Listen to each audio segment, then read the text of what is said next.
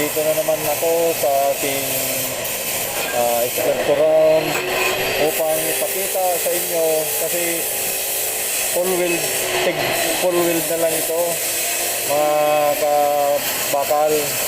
Ngayon gagamit ulit tayo ng guantes.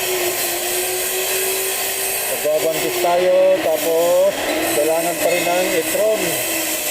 Kailangan natin ng Sigmas automatic para iwas sa mata. Ngayon guys, ito TIG wheel. Paano ko sa inyo kung paano mag-TIG para makita nyo, maka tulong man lang ito ng kaunti sa mga kagaya sa akin na nag-ano ng